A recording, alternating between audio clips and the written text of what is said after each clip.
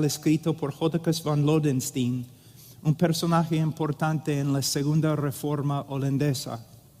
La frase completa es: la iglesia es reformada y siempre está siendo reformada según la palabra de Dios. Michael Horton dice algo muy importante aquí, que el verbo es pasivo. No significa que la iglesia siempre está reformando cosas, sino la iglesia, pasivamente, la iglesia siempre está siendo reformada por medio de la obra del Espíritu, por medio de la predicación de la palabra de Dios.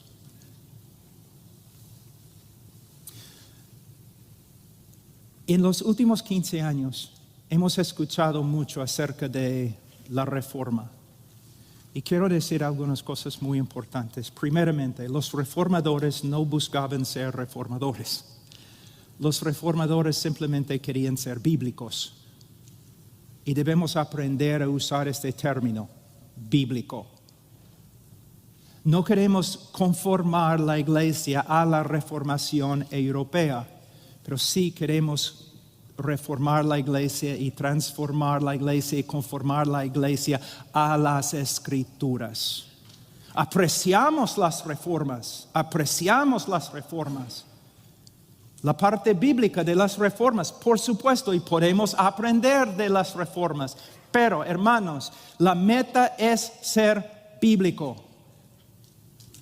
En los últimos 15 años hemos visto muchas personas hablando de la doctrina de la reforma. Y de verdad yo pensaba que iba a haber algo de una reforma. Pero ahora casi no se escucha nada acerca de la reforma. Ha pasado de moda. Y ahora hay otras cosas. Creo que había algunos errores en los últimos 15 años. Primeramente, la reforma, ¿cómo puedo decirlo? La reforma tiene que ver con más que una sola doctrina, la doctrina de la gracia soberana. Muchas personas en los últimos 15 años han adoptado la doctrina de la gracia soberana. Gloria a Dios. Y luego dicen, ahora yo soy reformado porque he adoptado, he aceptado, yo creo en las doctrinas de la gracia soberana. Pero hermanos, la reforma tenía que ver con la doctrina de sola escritura, de conformar cada aspecto de nuestra vida, nuestra doctrina, nuestra iglesia a lo que está escrito. Es por eso yo estaba predicando hace algunos años y yo dije, yo conozco a algunos arminianos que son más reformados que los reformados. Porque ustedes solamente quieren conformarse a una sola doctrina, pero hay otras doctrinas y prácticas. ¿Quieres ser reformado en tu matrimonio, en tu familia, en la administración de disciplina en la iglesia? ¿Quieres ser reformado en la manera en que entrenan ancianos? ¿Ustedes quieren ser reformados en su doctrina de oración, piedad, santidad? No, la doctrina principal de la reforma era la doctrina de sola escritura, y nosotros tenemos la tarea como pastores de conformar nuestra vida a la escritura y conformar la iglesia a la escritura por medio de predicar la escritura. Ahora, quiero hablar de algunas armas muy rápido. 2 Corintios capítulo 10, 4. Pablo dice, porque las armas de nuestra contienda no son carnales, sino poderosas en Dios para la destrucción de fortalezas. Cuando yo estudio todo el Nuevo Testamento y el Antiguo Testamento, ¿qué veo? El Señor ha dado a nosotros, los ministros de Cristo, algunas armas. Más que confiamos en el brazo de la carne, menos veremos el poder de Dios. Nosotros necesitamos rechazar la armadura carnal del rey Saúl y necesitamos buscar las piedras lisas que el Señor nos ha dado para pelear contra cualquier gigante.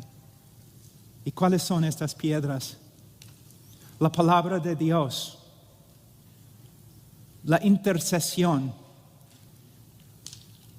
y una vida ejemplar. Estas son las armas. Volviendo al final a Esdras, ya que Esdras había dedicado su corazón a estudiar la ley del Señor y a practicarla y a enseñar sus estatutos y ordenanzas en Israel. La vida de un pastor es estudiar la palabra de Dios, para vivir la palabra de Dios, para predicar la palabra de Dios. Es muy simple. Es muy simple. Pablo dijo en Hechos 20:20, no rehuí declarar a vosotros nada que fuera útil y de enseñaros públicamente y de casa en casa. 1 Timoteo 4:13. Entre tanto que llego, Timoteo, ocúpate en la lectura de las Escrituras, la exhortación y las enseñanzas. Ustedes saben lo que yo veo en el día de hoy. Tenemos un montón de diáconos, no tenemos muchos ancianos. ¿Qué? Los hombres que se llaman pastores, cuando yo examino su vida, están básicamente haciendo la obra de un diácono.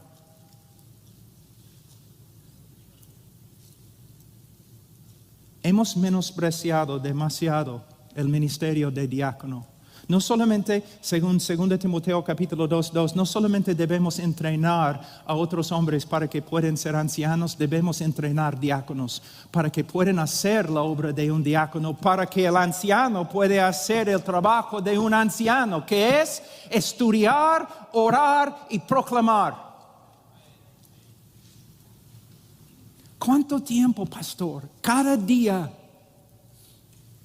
¿Cuánto tiempo estás a solas con el Señor? Cuando yo era más joven en Perú y recién casado, todos los misioneros peruanos decían algo acerca de mi esposa. Ella es la querubina. ¿Por qué decían querubina? Porque ellos venían a la casa a las 8 de la mañana, a las 9 de la mañana, y decían, quiero ver Pastor Pablo. Y mi esposa como una querubina con una espada. No. ¿Cómo no? Bueno, dos preguntas. ¿Alguien ha muerto? No. ¿Cristo ha regresado? No. Entonces no puedes ver a mi esposo. ¿Por qué? Tiene una reunión. ¿Con quién? El Señor. Las primeras horas con Él. Por supuesto, a veces hay excepciones. Por ejemplo, cuando alguien muere o Cristo regresa. Pero Satanás va a atacar tu estudio, tu tiempo de oración. Hermanos,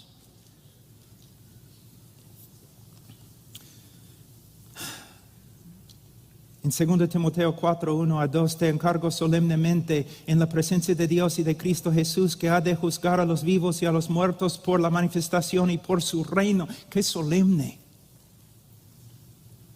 Predica la palabra, insiste a tiempo y fuera de tiempo, redarguye, reprende, exhorta con mucha paciencia e instrucción. Tengo como 3 sermones acá. Pero quiero decir una sola cosa, joven, especialmente escúchame, no vas a reformar la iglesia por medio de solamente predicar en contra de los problemas en la iglesia. De hecho, no va a funcionar. Tú vas a reformar la iglesia, aunque a veces sí, por supuesto, tienes que predicar con respecto a los problemas, pero tu ministerio debe ser la predicación de la palabra de Dios de Génesis a Apocalipsis. Todo el consejo de Dios, predicando versículo por versículo por versículo. La intercesión. Hermanos, yo he escuchado a algunos diciendo, no, nuestra creencia en la soberanía absoluta de Dios no hace daño a nuestra doctrina de oración. Y yo digo, parece que sí. Porque en el día de hoy yo escucho a muchos hablando de la soberanía de Dios y hablando mucho de la predicación, pero no escucho muchos hablando de la intercesión. Los apóstoles, Hechos capítulo 6, oración y el ministerio de la palabra. Oración aún primero y el ministerio de la palabra. Todos los grandes movimientos bíblicos en la historia de la iglesia y todos los pastores que de verdad han cambiado al mundo han sido principalmente, ante todo, hombres de oración. Hombres de oración. Hay un texto, es uno de mis favoritos, Isaías 62, 6 y 7. Sobre tus murallas, oh Jerusalén, he puesto centinelas. En todo el día y en toda la noche jamás clamarán. Los que hacéis que el Señor recuerde, no os des descanso, ni le concedáis descanso hasta que la restablezca, hasta que haga de Jerusalén una alabanza en la tierra. Por supuesto está hablando de Jerusalén, pero tiene una aplicación general para todos los siglos, aún para la iglesia. El Señor ha dado muchas promesas con respecto a la iglesia, con respecto al ministerio, con respecto a la santificación, con respecto al poder que necesitamos para llevar a cabo la gran comisión. Nos ha dado muchas promesas, pero nosotros,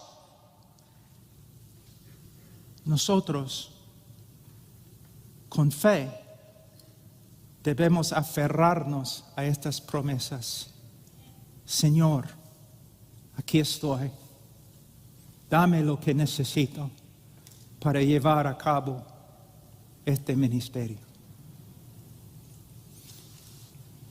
Bethany Lloyd Jones dijo de su esposo, Bethany Lloyd Jones, esposa de Martin Lloyd Jones, dijo, nadie comprenderá a mi esposo hasta que reconozca que él es ante todo un hombre de oración y luego un evangelista. Spurgeon diría lo mismo. Por fin, una vida ejemplar. Esdras no solamente estudió, practicó lo que aprendió. Es interesante, Mateo 28:20, enseñándoles, hablando a los apóstoles, enseñándoles a guardar todo lo que os he mandado. 1 Corintios 11:1, sed imitadores de mí como también yo lo soy de Cristo. 1 Timoteo 4:12, no permitas que nadie menosprecie tu juventud, antes sea ejemplo de los creyentes en palabra, conducta, amor, fe y pureza.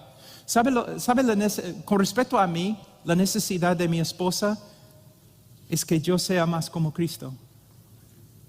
La necesidad de los hermanos en mi iglesia es que yo sea más como Cristo.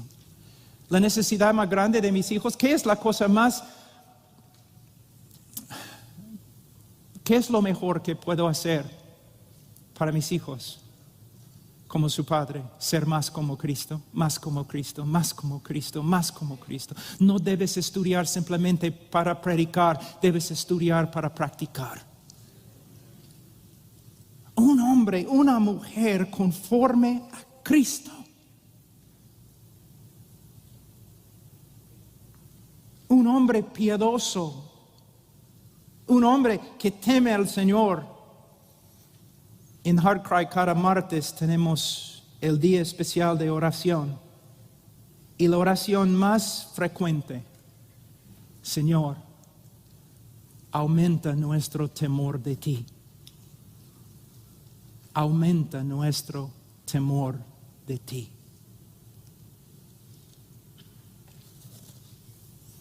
Bueno, hemos terminado. Ay, hermanos, pastores, no se engañan. Sus ministerios El Señor no está mirando a los grandes movimientos políticos. El Señor no está mirando los grandes nombres. El Señor está mirándote a ti. El reino de Dios, el epicentro de todo, es la iglesia, una iglesia como tu iglesia.